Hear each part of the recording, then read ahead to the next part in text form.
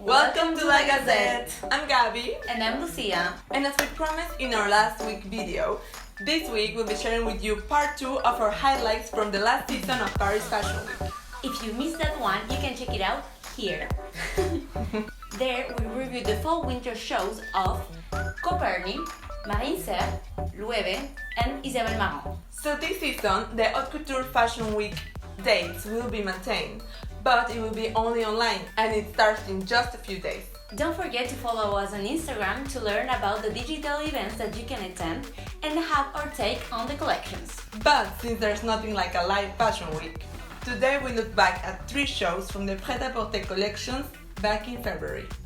Join us as we discover the Hatfield Nina Ricci, a very elegant Lanvin, and Celine's Bourgeoise, who this season goes partying.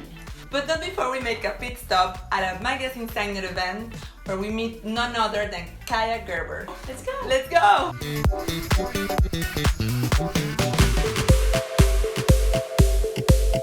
The first show of the day is Nina Ricci. Maria Nina Ricci started her namesake brand in 1932.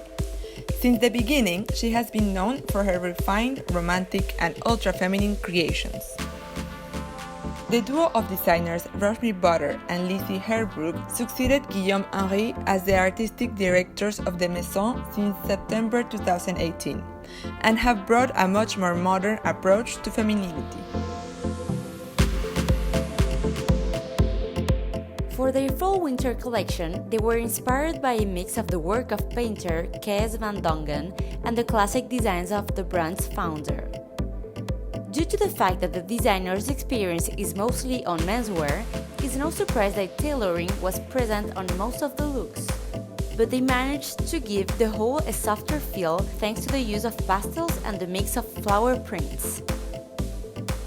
The signature piece of Butter and Herbrook's collection, since they took over the brand, has been statement wool hats. First, there was the oversized cloche, then a reinterpreted pot or bucket. This season was no exception, and they presented a sort of lifeguard hat in wool.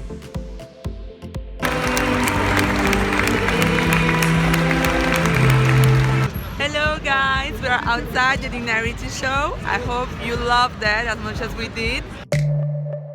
We arrived at the Lanvin show, where they are super nice and gave us coffee to heat up.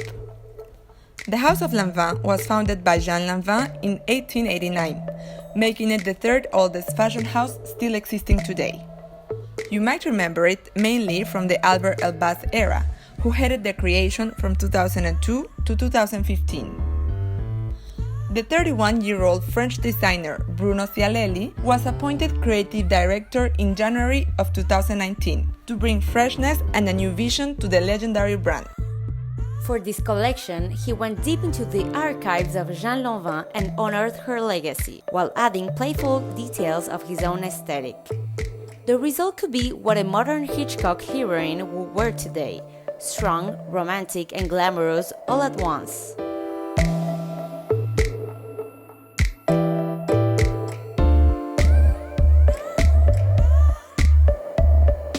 His use of pastels was contrasted by the femme fatale makeup and the impeccable tailoring by the ruffled dresses.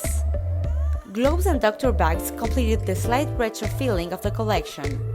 Worth mentioning too are the amazing balloon sleeves on some tailored looks.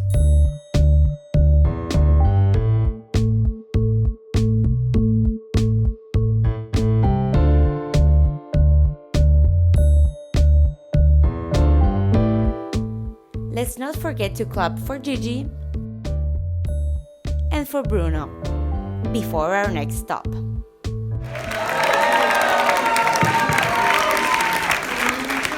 Gazette. We're here in Broken Arm. It's a super cool boutique in Le Marais in Paris. And Kaia Gerber is inside signing magazines. So we're gonna go and meet her. Hopefully she will send us a kiss. Come with me, let's go check it out. The Broken Arm is a super cool multi-brand boutique at the heart of Le Marais, a neighborhood of Paris. Kaia is here to sign a special edition of the ID magazine she's the cover of. The issue features an editorial by Willy van der Per with an exclusive cover illustration by the Spanish artist Ricardo Fumanal.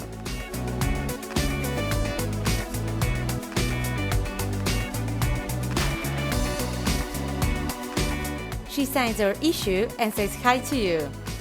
Hi, LAGAZETTE! And it's time to go.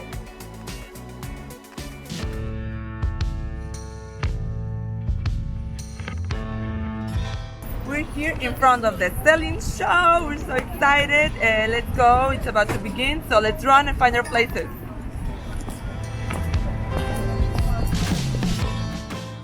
After a quick metro ride, we arrived to the last show of the day. Since the arrival of a Disneyland to the head of Celine 4 seasons ago, the shows have been held in a giant venue built at the feet of the Invalides Coupole in the 7th arrondissement. His appointment shook fans of the brand, which was previously led by Phoebe Philo. She had built a very characteristic aesthetic over the years and delivered minimalistic and intellectual collections, conceived to be practical and elegant for the working woman. Slimane imprinted his vision for the brand from the moment he arrived. First off, he got rid of the accent at Celine. Then, from his second collection, he introduced heavy 70s references from the brand's archives. Celine started in 1945 as a made-to-measure shoes for kids boutique, but its founder, Celine Vipiana, introduced prêt-à-porter a decade later. She wanted to offer women of her time comfortable and practical styles. After her passing in 1997, none other than Michael Kors was named creative director. In his time, he pursued the sporty glamorous aesthetic that's so characteristic of his brand today. So, back to Eddie. For this season, he continued his exploration of the dress codes of the Parisian bourgeoisie of the 70s.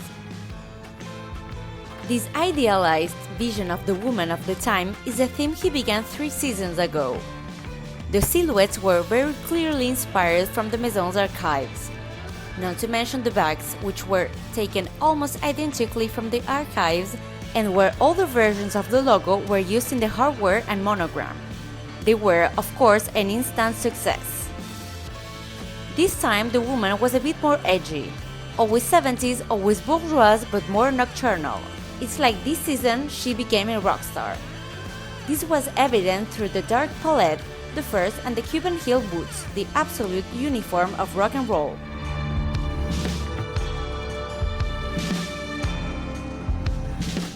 Another blast from the past was an old emblem of the house, which made its appearance in the Celine Sulky, an iconic bag born in 1966.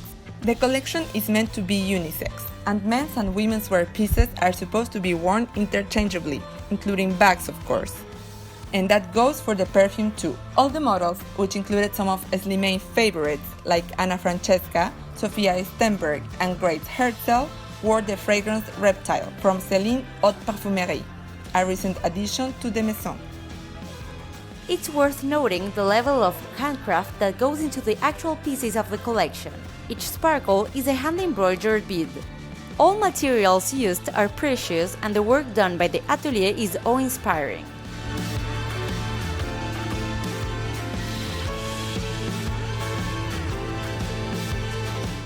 Now one last round of applause for Eddie Slimane.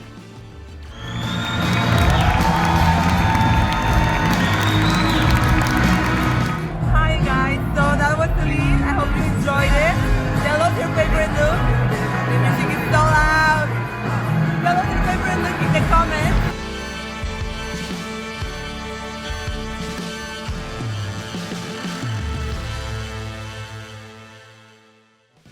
And that was the last pic we wanted to show you from the fall-winter shows in Paris. We hope you enjoyed discovering this season with us. But stay tuned for more fashion, beauty and culture at La Gazette. And don't forget to subscribe to get notified when we post our next video. Subscribe there. Here. In the little corner. And follow us on Instagram and TikTok for more fashion. Thanks for watching. See you soon. We hope you enjoyed.